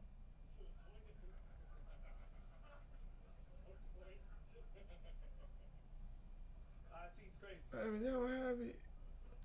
The Southern Literary Messenger devoted to every come on. Okay. Every department of literature and fine arts. Scroll down. Volume Hey, you IT. 31, right? 1860. 160, yes. New York, 1965. Okay. Go ahead. That was the joke. You got us all. Alright, read but the earliest. For the earliest This is getting on my nerves. They won't let me uninstall this software. And it's Nero, and Nero won't uninstall. They just want to force it on my computer. Which we possess. This is published in 1860. Which we possess. Go ahead. relate to the 17th century before Christ. And from this period, therefore I prefer to date their history. From this period, there is an abundance of monumental evidence bearing upon and illustrating that history, beginning with the 17th century and extending throughout the whole monumental period, we have innumerable Delineations of the Negro in the mural paintings and sculptures of the Egyptian temples and palaces. Because our features are always adored and admired. The dark skin, the big lips, the body, the shape. They've always adored us physically. But in terms of us as a people, they hated our guts. Go to next one. Go down, go down. Read that. The first question, which naturally suggests itself in connection with these monumental evidences, is, can we glean anything from them illustrating the social position of the Negro in these remote ages, their position relatively to the other races in the times of the pharaohs? What was the condition of black folks at the time of Pharaoh? Read that here. Upon this point, I feel I am authorized to say that the proofs are both abundant and conclusive. Detail here would be out of place. The result. Why is this Nero software don't have an uninstaller? Uninstaller. Is that the social position of the Negro race? The social position of the Negro race throughout the ages. Go ahead. In Egypt, Go ahead. 3,500 years ago, was substantially the same that is now in the United States. I gotta work on this book. It's just that it's just too much stuff running. Even now. Go ahead. On the walls of Karnak Luxor, Tentira, and the other tombs which stud the valley of the Nile, from Cairo to the cataracts, are still to be seen the triumphal and religious processions of the early pharaohs. Watch this. In these processions, Negroes frequently appear. You'll see pictures of us. Watch. And whenever they do, Whenever you do see us among these pharaohs, go ahead. always, I believe, in relations of inferiority to the other races. We are usually in inferiority to other races when they do see us. Go ahead. Whether Caucasian, White people, Semitic, Arabs, and so forth, or Nilotic, or Ham. Go ahead. with whom they are grouped. Go ahead. If there is any exception to this, I am not aware of it. Damn. They are sometimes bound in chains and led as captives in the trains of victorious generals returning from the wars at others in the established relations of slavery. Go ahead. We are told that the Negro was a stranger in Egypt, an alien in a foreign land, and that in the ancient world, the alien was uniformly regarded as an enemy, and was most commonly reduced to slavery. That was us. Go ahead. And that the relations in which he appears on the monuments of the Nile Resulted from his position as an alien. as Hebrews. We were an abomination to them. Go on to the other side. In this fact, we have complete representation of the idea that the relations of inferiority in which the Negro appears were the result of his position as an alien for the other foreign races contemporary with him, and thus falling under the operation of the same law of race, so far from sinking into menial and servile relations, seem to have established their ascendancy over the native races as soon as they came in contact with them. As soon as we come in contact with other races, we're in slavery. Go ahead. Such then is the result of monumental evidences, and here on the time-worn tombs, temples, and palaces of the Nile, which have withstood for so many thousand years the rage of the elements and of man, more destructive than the elements we have the mute but truthful, unerring evidences of the unequality of the races of men, and of the inferiority of the Negro to all those with whom he is found in contact. Go ahead. Since these monuments have been built, great have been the vicissitudes of the Egyptian history. In succession, the Persian, the Greek, the Roman, and the Arab have lorded it over the ancient land of the pharaohs, the cradle of human culture, and have erected during the periods of their respective dominations monuments commemorative of their conquest. All these nations have history of them being conquerors and taking over and ruling over things. Next page. Passing from monumental to the historic period, we obtain precisely the same result. The presence of the Negro in the ancient world is a fact which meets us everywhere. The Greek and Roman writers make frequent mention of them. We find them in Europe, Asia, and Africa, at Thebes, Memphis, Carthage, Tyre, Antioch, Athens, Rome. Not in large numbers, it is true, for there was no considerable demand for them. We were everywhere. Go down. In respect to the monumental period, the proofs were all strong in the same direction. Regarding Negroes, watch. when the Negro races first made their appearance on the monuments of Egypt. Watch. It is in the relations of There slavery. were slaves there. Go ahead. Sometimes indeed of captivity, but more commonly of established slavery. Go ahead. Slaves then, when Karnak and Luxor were built, slaves in Europe. So we were slaves when Karnak and Luxor were built. We were slaves. Slaves in Europe. When Europe was built, we were slaves. Asia. Asia was built, we were slaves. Africa. Africa, we was in slavery under the Hamites. And America. And here in America, we were slaves. Go ahead. Slaves indeed. Slaves in Egypt. And Memphis. And at Babylon. Slaves in Babylon. And Nineveh. Slaves in Assyria. And Rome. We were slaves in Rome. And Athens. We were slaves in Greece. And Carthage. North Africa. And Constantinople. Turkey. And Havana. Richmond. Slaves at all times and in all places under all forms of government. Go ahead. Under every modification of society, under every conceivable combination of circumstances, slavery seems to have been emphatically the history of this race, and who, thrusting himself into the divine councils, will undertake to say that slavery is not their due. Damn. You say these guys are meant to be slaves. They're slave everywhere.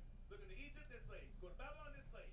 Everywhere you go in history, throughout the ages, they just have a history of being conquerors and colonizing, but these Negroes are constantly in slavery. Jeremiah 2 and 14. Listen. Jeremiah 2:14. Jeremiah, chapter 2, verse 14. Is Israel a servant? Is he a homeborn slave? Yeah, are you a house nigga? Were you meant to be in slavery all the time? Go ahead.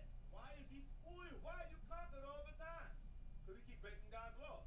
Now go to verse 21. Verse 21. Yet I have planted thee a noble I vine, made you noble. Go ahead. holy, a right seed. Made all you guys righteous. How then art thou turned into the degenerate plant You become a degenerate plant. Go ahead. of a strange vine unto me? You change. Now you guys are a bunch of Negroes. You're lost. You're destroyed. You hate yourselves. Hate your God. Hate doing what he says to do. Work everywhere. Humble rap and all this nonsense. You're destroyed. You're lost. Degenerate plant unto me. Verse, we see 25. Withhold thy foot from being unshod, Be repent, turn to me. and thy throat from thirst. Lacking my commandments. But thou saidst, What do we say? there is no hope. Ain't no God. No, for I have loved Because you strangers, love the nations. You love the heathens. Go ahead. and after them will I go. And we say after them, we'll go after them. We ain't following our God. There is no God. We're going to follow the white man. He's the hope. He's our God. That's why we always enslaved. We'll follow the Persians, slavery. We'll follow the Babylonians, slavery. We'll follow the Greeks, slavery. We'll follow the Romans, slavery. I'm going to follow the Canaanites, slavery. Everywhere we go, we follow the nations going to slavery all the time. Despite being superior to them, we want to follow them. It makes any sense. We are rebellious people. We are a rebellious people. Give me Psalms 83. Psalm chapter 83, Verse 2. Verse 2. But lo, thine enemies make a tumult, and they that hate thee have lifted up their head. They have taken crafty counsel against thy people. Let us deal wisely with them. Same thing. Think tanks. Same thing. The order. Go ahead. And consulted against thy hidden ones. And made us hidden. We became hidden because they hid our identity from us once they successfully destroyed us.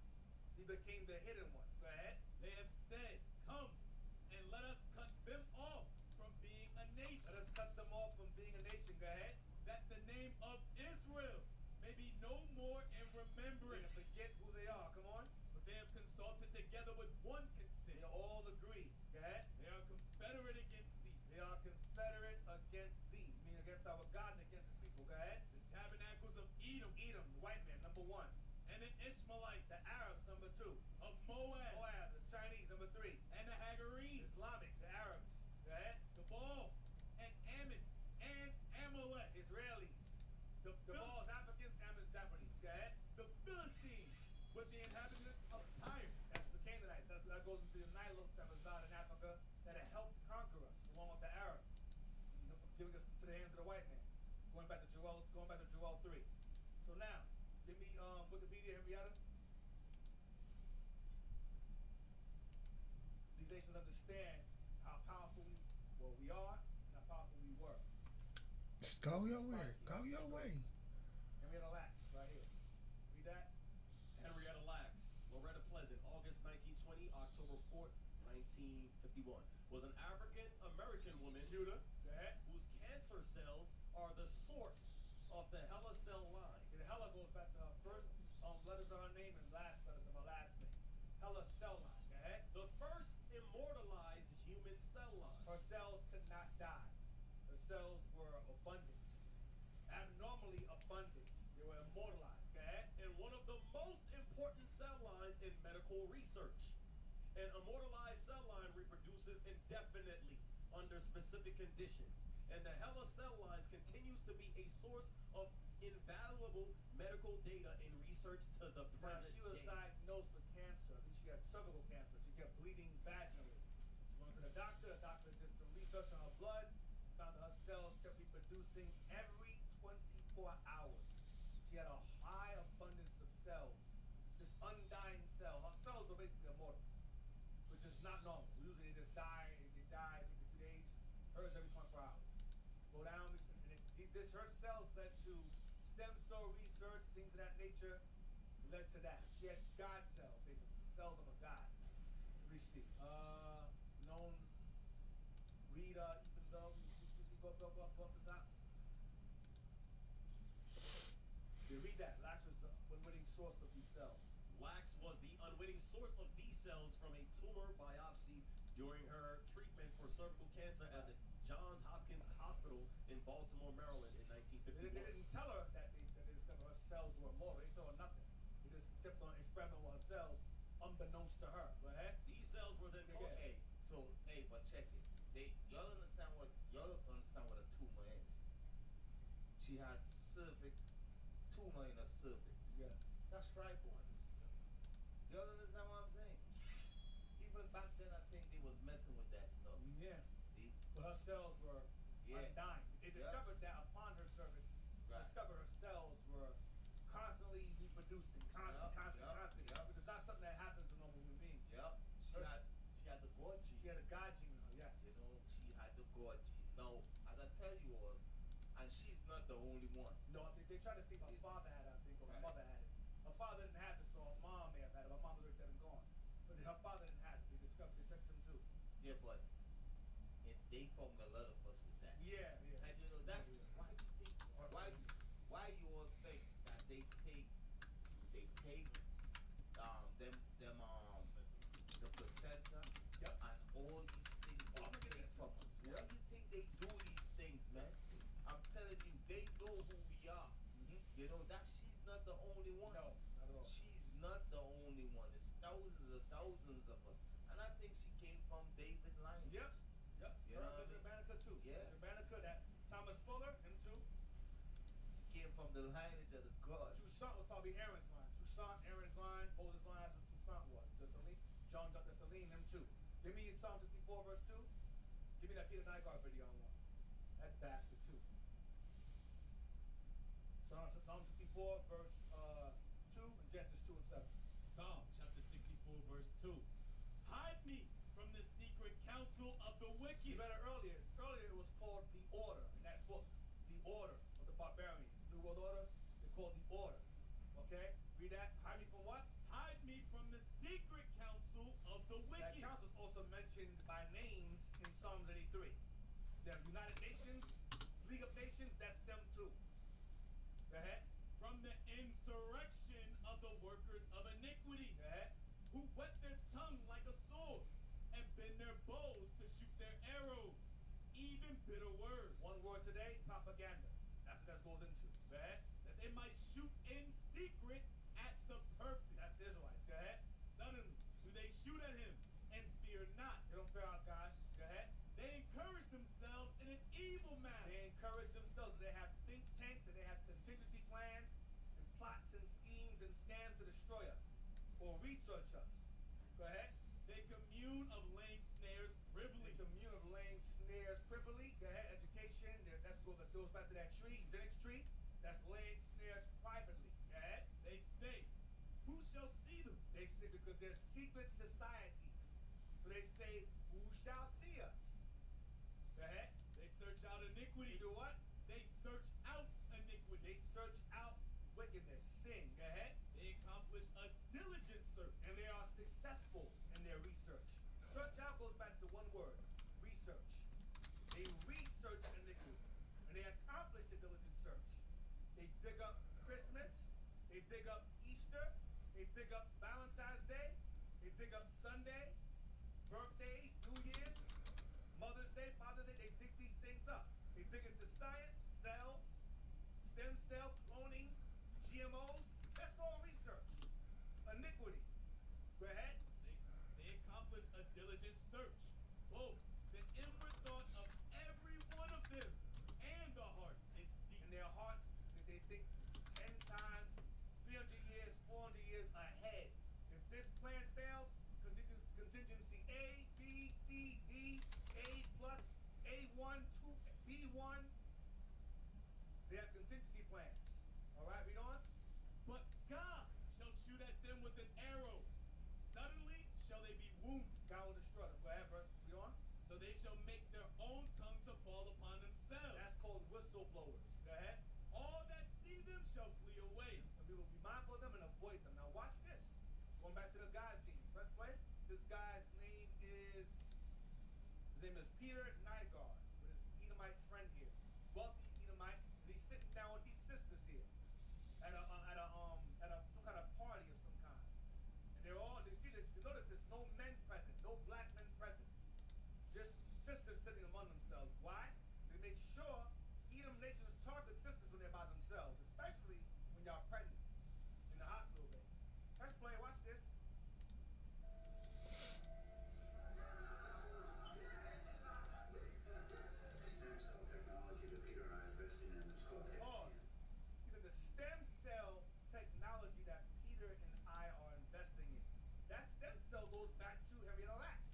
Her cells was what led to the stem cell research. It goes back to her. You understand? So this guy is investing in further stem cell research that started with Henrietta Lacks. With them God genes. Rewind it again. There's something Powers and Peter Nygaard. Steve Powers and Peter Nygaard. Entourage at dinner. Watch this. Watch their faces. stem cell technology that Peter and I are investing in is called SCNT, which takes the egg of a young, fertile woman specimen, takes the egg and takes out the nucleus and puts our DNA in the nucleus. Pause. Pause. You know what he said? Rewind it some. Takes out the nucleus and puts Rewind it some more. Right there. of a young, fertile woman specimen. Pause. Of a young, perfect woman specimen. The egg of a young, perfect black woman specimen. Watch. CNT, which takes the egg of a young, fertile woman specimen, takes the egg and takes out the nucleus. Pause. We take the egg and take out the nucleus of the egg, which would be their gene, them. Watch. Specimen takes the egg and takes out the nucleus and puts our DNA in the nucleus. Pause. And we put our DNA in the nucleus of your eggs. To do what? To produce better Edom. That's why I say kill the sons, but keep the females alive. Same thing. Go ahead. The woman specimen takes the egg and takes out the nucleus and puts our DNA in the nucleus. It is going to take it out. Pause. That's why they're pushing this whole thing with interracial marriage. Pushing it hard. Watching TV, you got a white man with a black woman with a white man. They're pushing it hard. Pushing it, pushing it, pushing it. They're trying to push that to take it. They're trying to take our God onto them. Our godhood onto them. That's what they're doing. Right, that's why when you look around in society today, you might see, if you look back 60 years ago, before interracial marriage was allowed, white women did not look the way how they look today. Even some white men, they didn't look the way how they look. There have been a mixture amongst the nations. There's a lot of mixture taking place. Even when Northern Kingdom when they mix with Northern Kingdom too, You know, you see these white women looking different. They start having curves and stuff like that. Well, it's going back to what he's doing. They are putting their seed into our sisters' what is it called? Womb, yeah. Womb and so forth. You understand? And reproduce. And guess what? When them Edomite kids is born, guess what? They are born with some of our traits. You feel what I'm saying? They are born with some of our traits. Okay, that's why you see some of them ain't really that hairy like that no more. You know, even that the mayor of New York, De Blasio. You know, you remember De Blasio, his son and daughter. Okay, you all see his son got pigment. Yep, wide nose, afro, all of that. They got pigment. You know, so that's what they're doing. Yep, go ahead. And takes out the nucleus and puts our DNA in the nucleus. They just wouldn't take it out. Paul, you get paid for it? The covetousness. You get paid for it? You see his face. He's like, look at it, look at it, look at it. Look at it, look at it. You see his face got the demon. Press play. They just wouldn't take it out. And this is part of this genetic greatness that we don't see in any other race on the planet. These curvy, sexy black women from Africa. Negroes have a kind of a monopoly on this genetic perfection. Pause.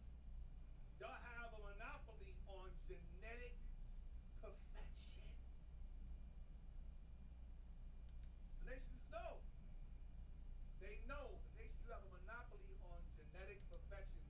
The curvy black woman from Africa said. Go ahead. Black women from Africa. Negroes have a kind of a monopoly on this genetic perfection. And Yep. we want some of that. Pause. See what he said? And we want some of that. Because God didn't give it to them. God took that from them way in the beginning when he killed his brother. Cursed shall you be of the earth. They all both of them look evil. Even the smile is evil. Look at the damn villain. Press play. Monopoly on this genetic I got it over. perfection. And we want some of that. See her face then? So, Your colorful smile? for $100, Pause. For $100. For $100. $100. He gonna start low. See what how much they gonna sell their souls for. Or start from the bottom. You want some? Go ahead. perfection. And we want some of that. Watch. Girls, for $100, we will pay you for your hair. Said what? How much do you want for a lesbian? Pause. That was bait. He said $100. He goes, okay, how much you want for it? Let's see what you want. He could have offered them way more. These guys are millionaires. But he want to see how stupid they are. Okay, $100 too low? Okay, you got some sense. All right. That was bait. Watch. Let's play. For your hair. $100. Pause. Now mind you, she was on her phone. When he said $100, $100? She's like $100. She got mad as hell. Go ahead. So how much do you want for a lesbian? I do $500 for you. See, well, up now. Wherever I did, you got out quickly. $60,000 for these. Yeah. Pause.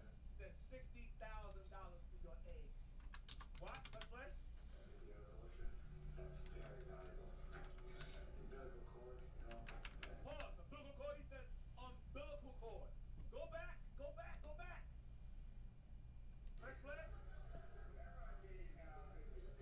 Pause. He said whatever I bid, he said, you can outbid me. I mean, whatever you want, I'll give it to you.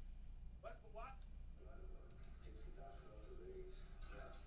The other ocean, that's very valuable. Umbilical cord, you know, and placenta. Placenta. Even your period blood. Pause. Placenta, umbilical cord, and your period blood. All of that stuff he said is good and you need it. We'll pay you for it. Well, I'm telling you, evil among us is evil on the earth. Press play. Umbilical cord, and placenta. Placenta. Even your period blood is so rich with stem cells. Pause. Where is that? It's rich with stem cells. Because among you women, we're going to find that same thing you saw in that sister, Henrietta. Y'all got it. You women got it. It's in you women. Y'all had it. That's why they didn't find it in her father. They found it in her. So it was in her women. It's in her mother. It's a maternal thing. It's in the womb. Yes. So they find it. So she has cervical cancer. It's in her womb. Womb of the gods. Womb that belongs to the gods. Give me Malachi 2:14. Why do they have that in their womb? Why do y'all have that in your womb? Why? For what? The womb of the God. That's why. Malachi 2:14. Malachi chapter 2 verse 14. Yet, Dang, that's it. These 2 pages. Let me look this page here right quick. Okay. and the wife of thy youth, That's our women of our own kind. Go ahead. against whom thou hast dealt treacherous, By laying with other nations, we dealt treacherously. Go ahead. yet is she thy companion, But she belongs to you. Your woman belongs to you. Go ahead. and the wife of thy covenant. And the wife you're supposed to marry belongs to you. Next verse. And did not he make one? Yet had he the rest of the spirit, Adam. He gave him Eve. Go ahead. and wherefore one? Wherefore one. Watch. That he might seek a godly seed. You might what? Seek a godly seed. So the woman's womb is the housing for gods. That's why you have that in y'all. To house gods. Read on. Therefore, take heed to your spirit, and let none deal treacherously against the wife of his You youth. do not put your seed in a womb that does not belong to God. Put your seed inside the womb of your own women. That's what God is saying here. We were giving our seed to Moab and Ammon and Edom. He said, don't do that. You're dealing treacherously. Don't do that. The women's wombs are made for you. Put your seed in there. That soil belongs to you. Put your seed in there. That belongs. Don't. It's like putting. It's wrong. It's like the peg. You put a damn triangle peg inside of a square, a circle, or something. Don't fit. It's wrong. So the child grow up all retarded and confused. I don't know what I am. They either style with the white style, they style the black style, or they get shunned by both. Now they're retarded. Now they just bugged out now. They're all loony and weird because they ain't caught in between. But if they have both sides as the same, ain't no problem. Give me Sirach 36:19. 26:19. Sirach 20:19. Sirach chapter 26 and verse 19. My son, keep the flower of thine age sound, and give not thy strength to strangers. Now what? And give not thy strength to What is strangers. your strength? The strength is your seed. Your legacy. Go ahead. When thou hast gotten a fruitful The possession fruitful possession is a woman. A fruitful possession. Go ahead. through all the field, The world. A lot of people are found all throughout the world. Go ahead. sow it with thine own seed, You sow that fruitful possession with your own seed. Go ahead. trusting in the goodness of thy Oh, son. word. The woman is your stock. She's Sure. your kind. Trust I'm that. almost finished my She's your last kind. page, you know. Go ahead. And then I did 50 pages. I started at 51. I wanted to end at 100, but since this last page say 99, oh yeah, y'all see it now. Y'all not here. You ain't, you, Confidence of their good descent. You know that daddy and mommy come from royalty, so they ain't confused no more. Daddy's Judah, mama's Ephraim, or whatever. It's the same nation of people.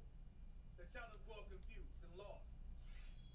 And that womb carries the God, womb of the gods. Marry your own, stick with your own people. You have much variety. There's no reason to step out of your nation of people. Israel is a multi-featured, multicolored people. You have an assortment of beautiful colors and features. You want to step out. What's wrong with you? You despise yourself. But the Edomites, the rich, wealthy Edomites understand that in the woman's womb, the black woman, the Hispanic woman's womb, is thinking. He said genetic perfection. Genetic perfection. What's that mean? Superior genes. You have dominant, superior genes. That's us on a scientific level. That excludes Bible alone. We're built differently from made on earth. Just by physical and body alone. Play that video. This video go where you say, yep. This go into when you mix your seed with the nation. This is what happens. Kids grow up confused and hate the, yeah, I'm telling you, play that. Oh, yeah. I don't know how many times I gotta say this, but as a biracial black person, stop reproducing with white people. Stop reproducing with white people. Stop, stop, stop, stop, stop. If they have not read even one black liberation book, stop reproducing with they ass. Y'all literally pick the worst type of white people to reproduce with. Y'all literally pick the ones that sit there talking about, well, white people went through slavery too. Shut the absolute fuck up. It's so crazy. I met this white dude. He's a Alright, so that's a real Judite right here. Yep. You understand? You could see the blackness in her. Yep. You feel what I'm saying? You could tell her father is black. Yep. You see how she like, yo, I'm biracial. My mother is white. Listen, man, you all need to stop messing with these white people. You're messing up the, you know what I mean? She said, listen, these white people ain't right. And I'm biracial. Yep. Yo, messing up, yo. I'm telling you. Because her mama side calling her nigga. That's why she's saying that. Her mama, her uncle, her grandfather, or whatever, they call her nigga over there. Why the hell you, man? Why you messing with my father for? Your parents hate, your family hates me. What's happening? I mean, you understand? You put me in an awkward position. I can't defend myself. Genesis 2 and 7. Okay, good. Okay. This goes with that too. This is a Alright, y'all. 100 on the noggin. I'm almost 255. Yeah, just play that. I'm finishing to the next week of Friday. All praises to the Most High God, Yahweh. All praises. I'm finished. All praises.